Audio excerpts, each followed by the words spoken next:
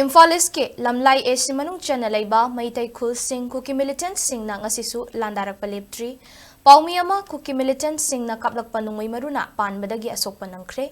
ngarangdagi haukiba nongmei kapagi thodok adu ngasi ayuke pung tara taba phaoba chathaki haina mafam adudagi fangba pauna hairi lamlai esi gi manung chana laiba Sanasabi da ngarang ayuktagi bom yaona nongmei round kaya kapsilaktuna akanba makhongda Landarakpada state force ama amadi khunja ama punna meeoi ani asok apan nanghankibaga loinana mafam adugi miyam safagadaba mafam singda thaidoknaduna leirakkhibani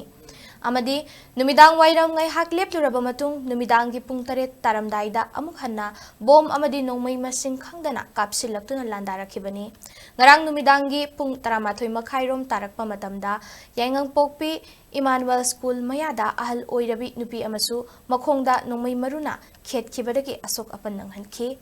makha chatharakpa oina ngasi ayuk anganbadagi hauraga Kuki militant singna landaba haurakhi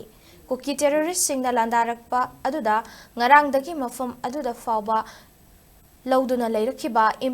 ngarang mafam aduda pau lauduna leirakhiba Impact TV ge video journalist leima pokpam Kavi Chandra ngasi ayuki pung 8 makhairom tarakpada thamna pokpi oyok chingmai kairom dagi kaplakpa nongmei Maruna mahaki oi thangba faiganda panbadagi sokhi soklaba Kavi state force ke bulletproof ke gari amana lanbung dagi puthoraktuna North AOC da laiba Ras Medicity Hospital da laikanakhi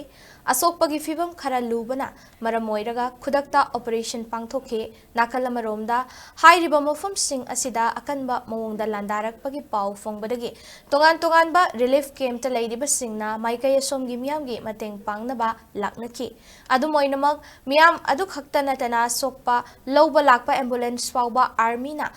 Murai lamkhaida thatuna thamki asokpa lauba lakpa ambulance thatuna thambagi thawong adu pelaktabadagi lanbungda pau lauraga halakpa Paomee Singna ambulance adu thadoknaba hairubada army ga muknakhi matungda ambulance amadi miyam chathok chasin yahanki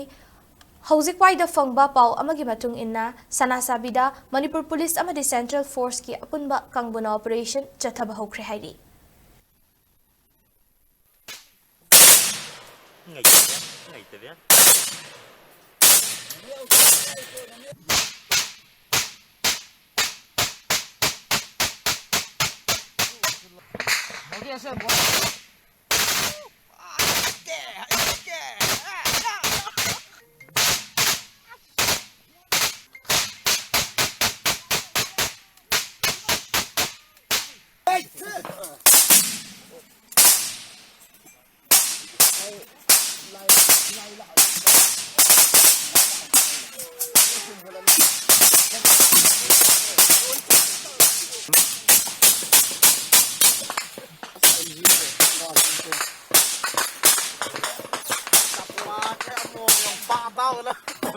Can't get involved!